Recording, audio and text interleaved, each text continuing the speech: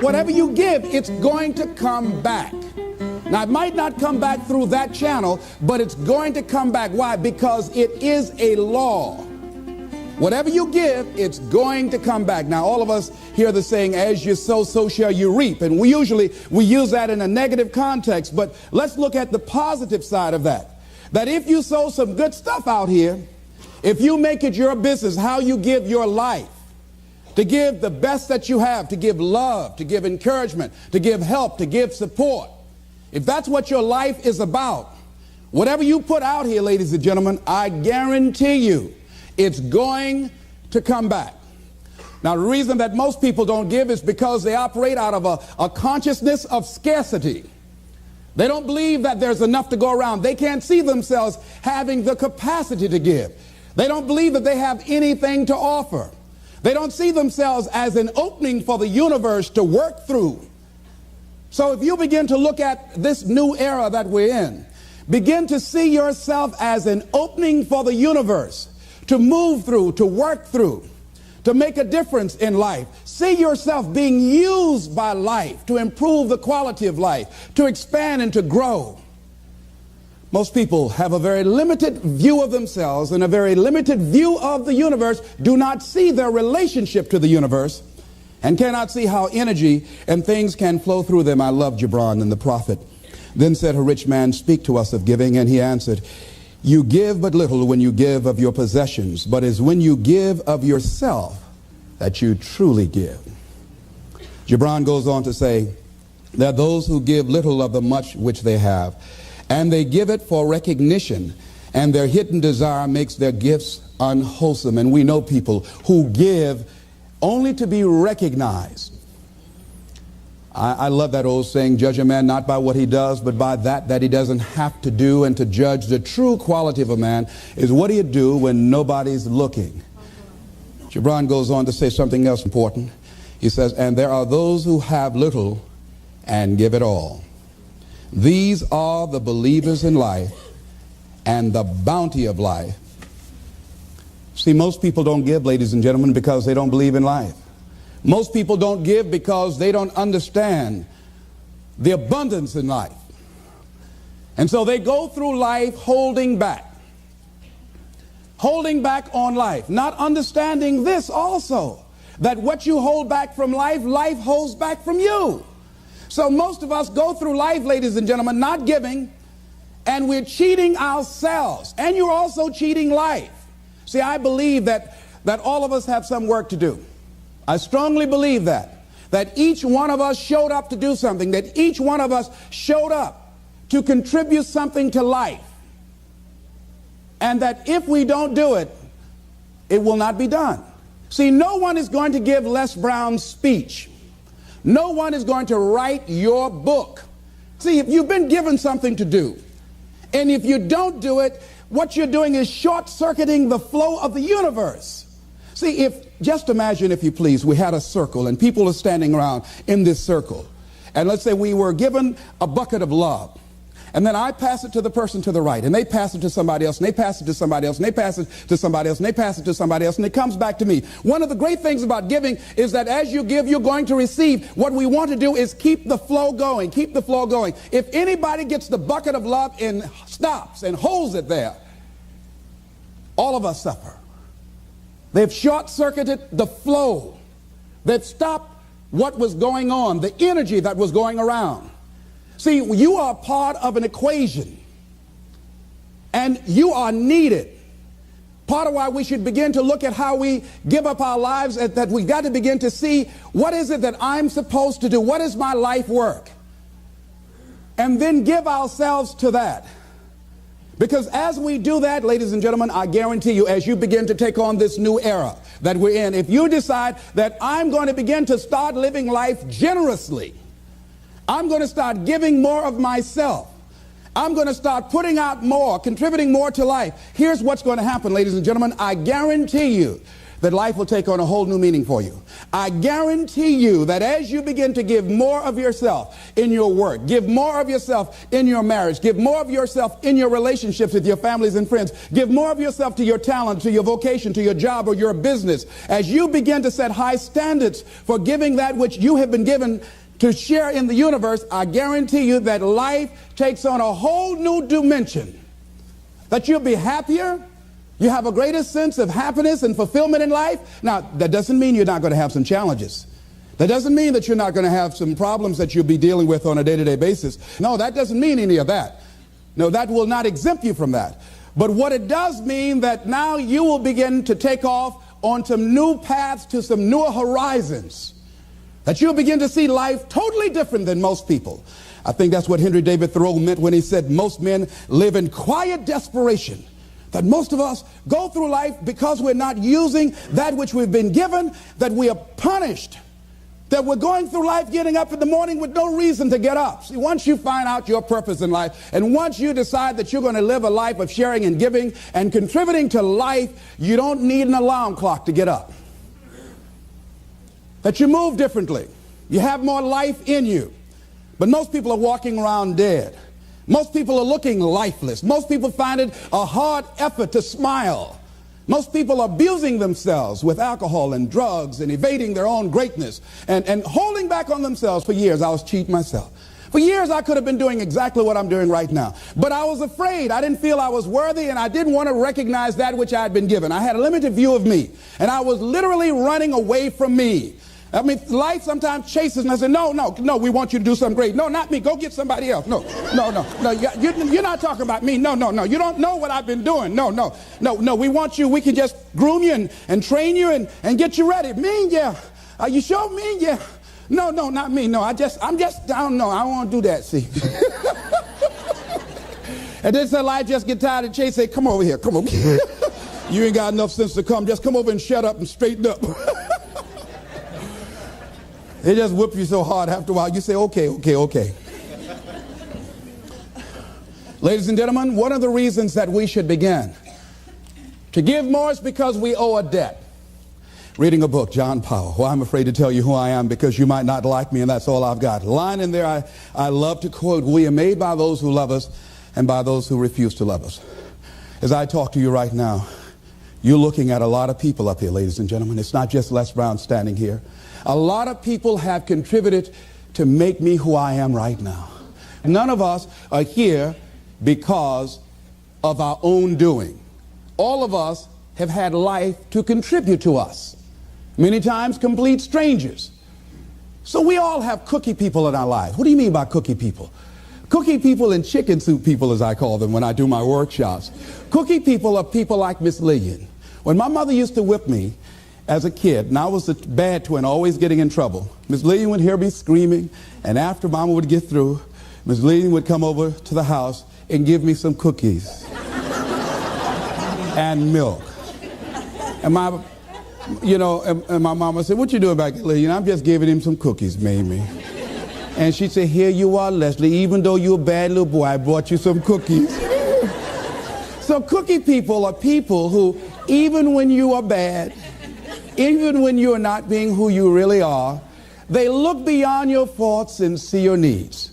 Even if you're a moody person and curse them out and dog about sometimes, these cookie people love you unconditionally. How many of you have ever had cookie people in your life? All right.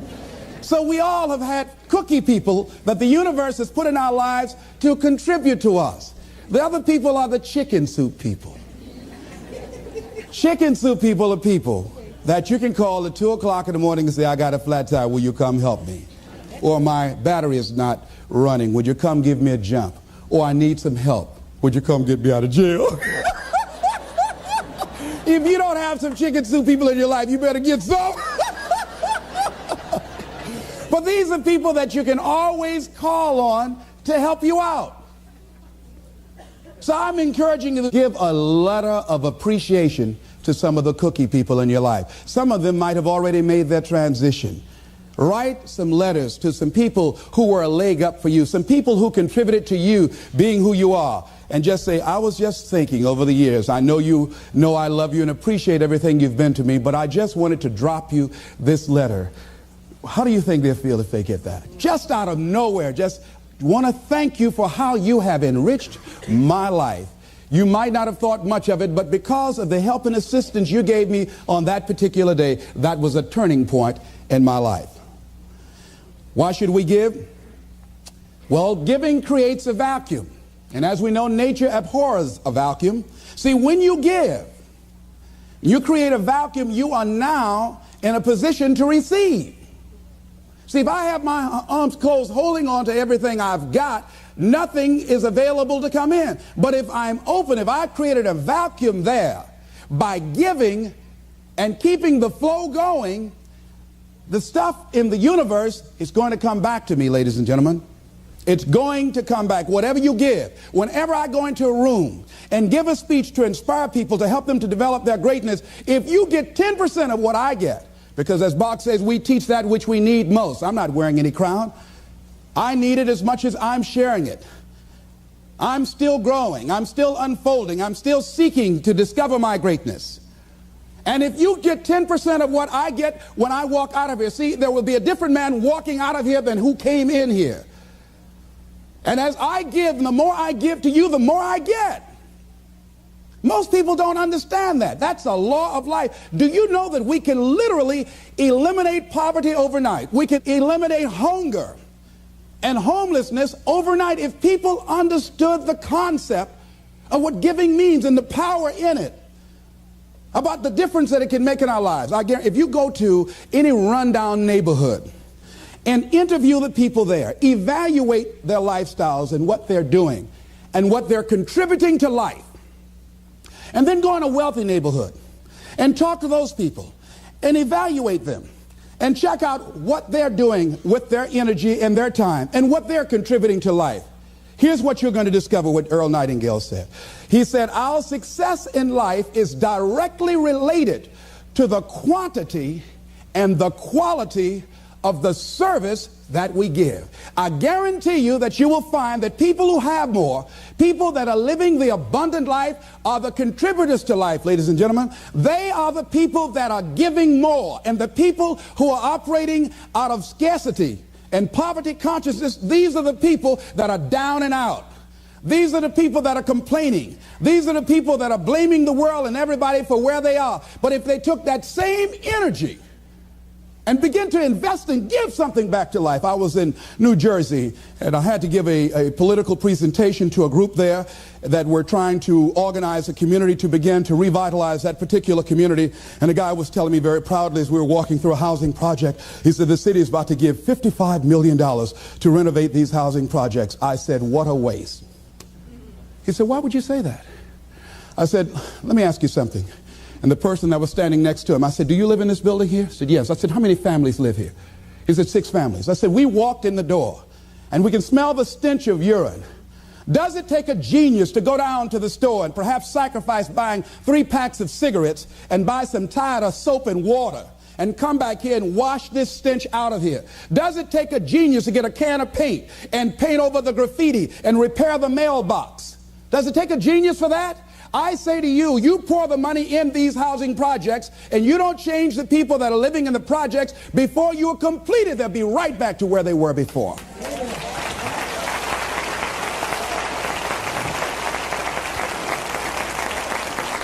If it is to stand, and I'm not saying that there aren't situations where people need some help and assistance, but people must be allowed to contribute. I say they should pay for the paint. I say they should pay for the mailboxes to be repaired and the windows to be broken. And I guarantee you, if the children go outside throwing a ball, they say, don't you hit that window, you fool. You know how much I paid for that window? Makes a difference. People need to be given the opportunity to contribute and invest in life. And then life is appreciated. But if we just give, and you don't want to just give, you want to give to people who are out there struggling and making it and trying to make impact on the universe. I'd rather give to a man who's already doing it than somebody over here doing nothing and try and go over there. Man, why don't you get up and do something? Hey, listen, if you have to go over there and get them up, you have to do that for the rest of your life. So do it with those who are doing it.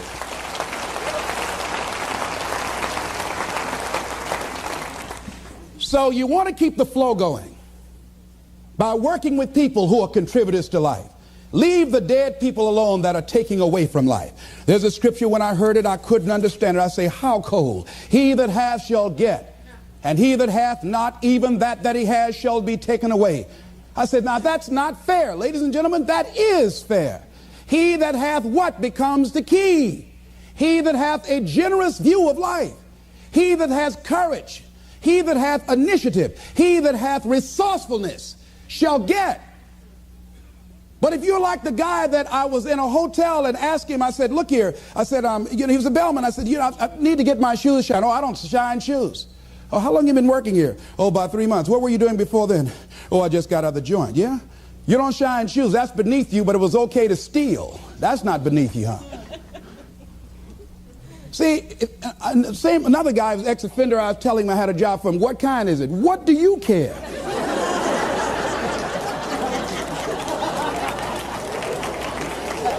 Making an honest living, not worried about somebody knocking on your door in the middle of the night. If it's cleaning toilets, you ought to be happy. See, he's a taker, ladies and gentlemen. He thinks that somebody's just going to come give him something out here in life. It doesn't happen that way. No, it doesn't happen that way. Here's something else you're going to discover in giving. Something that's very important. Give thanks. Giving thanks creates power. Give thanks for your house. Give thanks for your apartment, for your car, for your family, for your health, for your relationships, for what you have. When we focus on something, it expands. When you're giving thanks, when you're showing a spirit of gratitude for what I got, not that you're satisfied with it, but you're grateful for what you got. Whatever you focus on, that's what you're going to continue to multiply and expand in your life. But if you focus on what you don't have, if all you can do is point out the negative things in your life, whatever you focus on, you're going to expand that. Some people, all they can do is complain. That's all they can do. They can't find anything to say good about life or about anybody else. Every time they open their mouths, that's what their minds are consumed with, and that's all they're producing in their lives. And these are people that you don't want to be around. Develop a spirit of gratitude. I'm thankful for life. I'm thankful to be an American. I'm thankful to be on this part of the planet. I'm thankful to see another day. No, things aren't what I want them to be. No, I don't have all the things I want to have. But I'm thankful that I'm still here. I have another opportunity, another day to live, another chance to contribute, another chance to make a difference in life. So begin to give thanks for what you have. Whatever you focus on. Remember now, you want to become aligned with the universe. If you have scarcity in your life, it's because you have a consciousness of scarcity. As you begin to become thankful for what you have, for the abundance that you now know is coming your way, that you're attracting to you, for the good relationship that is coming your way right now, it will begin to create incredible opportunities for you to begin to improve your life and the quality of life of people around you. Giving is also, ladies and gentlemen, forgiving. Give forgiveness. Many of us do not realize that we cannot grow, that we are blocking ourselves, we are blocking our good in the universe. We're literally standing in the way of the flow of what life has to us because we haven't learned how to forgive. We haven't learned how to let things go so we can get on with our lives. When we forgive, ladies and gentlemen, it's not for the other person. Oh, no. It's for you. It's not for them, not because they deserved it or they earned it. You're forgiving other people. First of all, you've got to forgive yourself. But when you forgive other people, it is mentally and spiritually healthy to forgive. To let that luggage go, as Paul said, forgetting those things which are behind, reaching forth unto those things which are before. Oh, we hear it, but it's hard to do. It's hard. What you have is enough. Whatever you have to give. And the more you give, the more you realize you have to give. And we all have to. There are people who made the supreme sacrifice for us to enjoy freedoms that we take for granted. Oh, none of us can feel that we have nothing to give back. Next thing is, Giving empowers you. It makes you more powerful. See, the more you give to life, the more you're able to get from life. See, most of us go through life, ladies and gentlemen, feeling that we don't have enough to share, feeling that we will be depleted if we give of our resources because we don't see ourselves connected to the abundance of life. I feel very strongly that we can make an incredible difference in life. Phyllis Marx said, giving empowers you because taken to its ultimate, what you are really giving is love. Love is the motivating force behind the infinite supply of universal energy. Love truly makes the world go round. And as with anything circular, it's keep coming back. Phyllis is right. So as she continues to give love and hope to these people, she receives love and hope for herself and helping to begin to restructure and redesign the kind of life that she wants. We all have had experiences in our lives that if we permit these experiences to do so, we will allow them to weigh us down. If we permit them to do so, they will be luggage that will be dragging through life, holding us down, stifling our potential to give and to contribute in life. If we continue to carry all of these things, we can never be open to the love and the abundance and the opportunity that life has to offer us because we are so full with what we've got. I'm thinking about an exhibition that was held in Africa where they were trying to catch some monkeys that were a very rare species. And because they were so fast, so agile, and very fragile, they did not want to harm them in catching them. They did not want to hurt them physically. So what they did in order to catch them, they found that these monkeys were very fond of a certain kind of nut that grew in that particular area of Africa. And what they did was that they put these nuts inside of bottles and put a rope on the bottle and held the rope from a distance. And so the monkeys would come and, being curious, see the nuts inside the bottle, would reach in and pick the nuts up. Now, what happened was that they couldn't pull their hands out with the nuts still in the bottle. And so then the exhibitioners, the hunters, would come while the monkeys are there just jumping around. All they have to do now is let the nuts go. That's all they got to do is they just dancing all around. All they have to do is let it go and they can be free and run. They hold it on to the nuts and the people come and catch them. And a lot of us, that life is kicking our butt. And all we have to do, is let it go.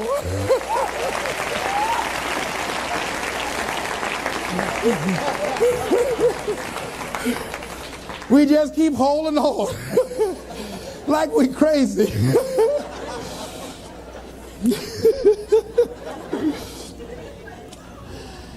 Ladies and gentlemen, giving creates energy in ourselves and in others.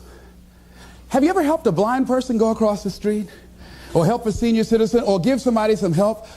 Held the door for somebody, an elevator? I mean, don't you have a good feeling inside like, I done good? How many of you get a good feeling inside when you do something good for somebody? See, we're really giving to ourselves. See, that's really the law. When you are giving to yourself. That's who you're giving to. So you want to give yourself some good gifts. There's a principle underlying the concept of giving.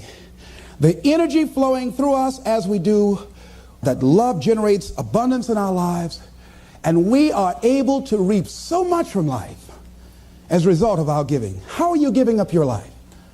Do you know, to the degree that you are giving, to that degree determines how much you enjoy life, how meaningful your life is. There are things, ladies and gentlemen, I used to do I can't do now. That is unbecoming for the role that I have selected with where I am in my life and what I want to contribute to life. It is inconsistent. I can't do it. Even if I desire to do it, I can't do it. No, because it doesn't fit, because of my vision of myself and the contribution that I want to make to life. Because it's not enough to give the message, you must also be the message.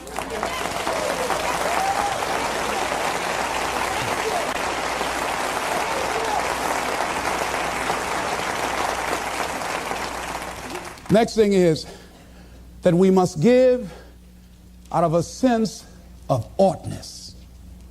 Immanuel Kant, in a book called Critique of Pure Reasoning, he says sometimes we must give out of a sense of oughtness, that there's certain things that happen that we just say something ought to be done about this. A policeman in Washington, D.C. was working one of his patrol areas, and he came up to a car in a park, and the car was running, and he saw a figure slumped over the steering wheel. He got there looking in with a flashlight, and he saw a 14-year-old boy with a bullet through the back of his head. And he said, oh no, he has a son himself. That could have been his son. And he says something ought to be done. We're losing too many young people. And so this man went home. He had like several $1,000s worth of exercise equipment in his basement.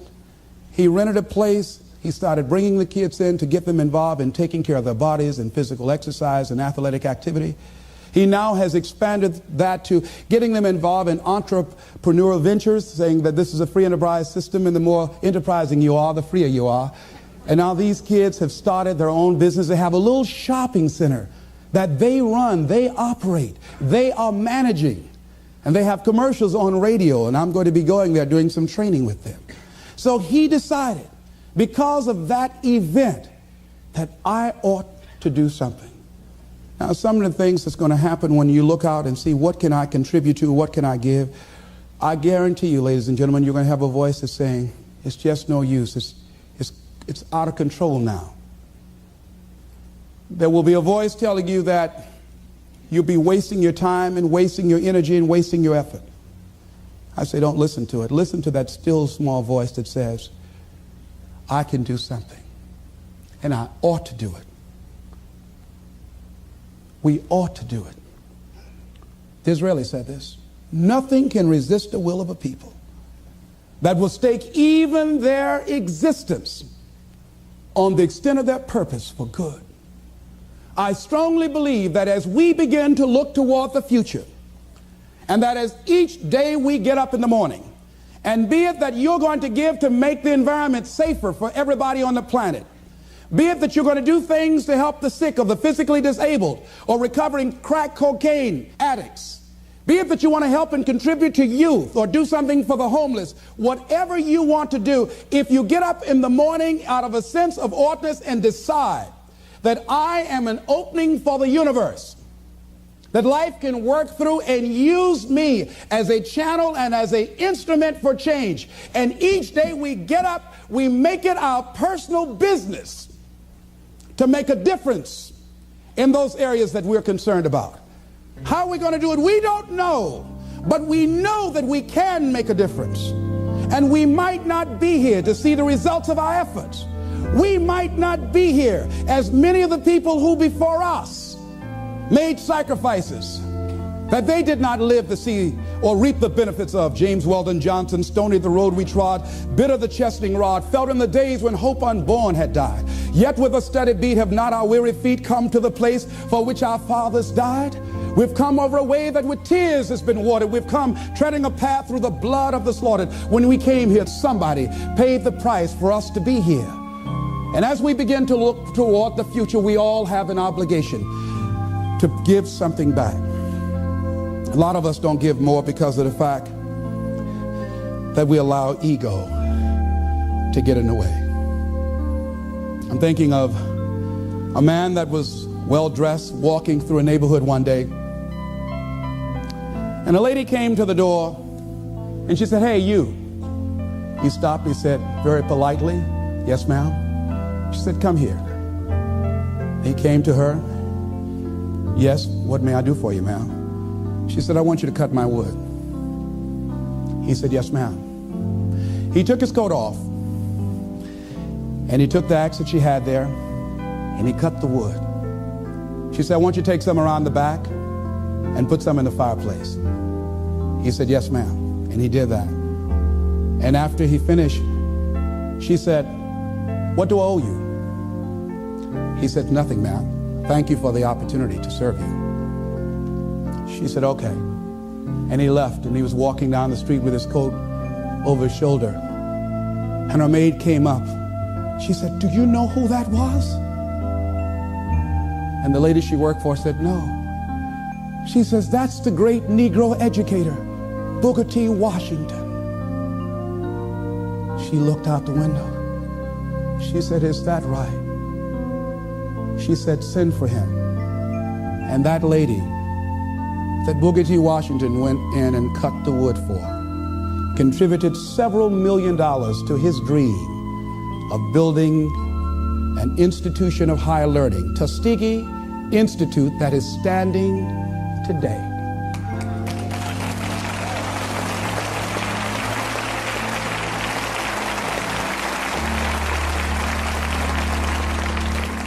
What if he had said,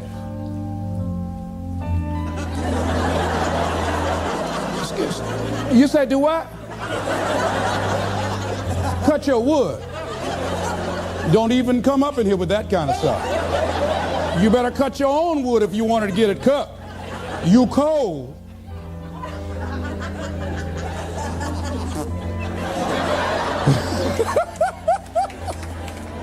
He didn't allow his ego to get in the way. He gave what he had. He contributed. How much have we denied ourselves? How much have we blocked ourselves because we allow that little ego to get in the way, to prevent us from giving and serving, which is the essence of life, which is the essence of life. It's about service. And so I say, as you look out on the future, decide that you are going to allow your life to be a life of service. Decide that you are going to give more than you have ever given before. Decide that each day that you are given life, that you're going to make a difference with your life, that you're going to make a statement with your life, that once again, as opposed to sitting back feeling like a victim, that you're going to see yourself as a channel, as an opening for the universe to work through. And that you'll say to life, use me. Oh, use me. I got more to give. Use me. Repeat after me. I want life to use me. I want to give more. Share more. Be an expression of love. Be an instrument of hope. To impact our youth. To recreate their future. I'm grateful for life. I'm grateful for being here. I'm grateful to be able to serve. This is Mrs. Mamie Brown's baby boy, Leslie Calvin Brown, saying it's been a plum-pleasing pleasure as well as a privilege. Thank y'all here. Thank you. Thank you.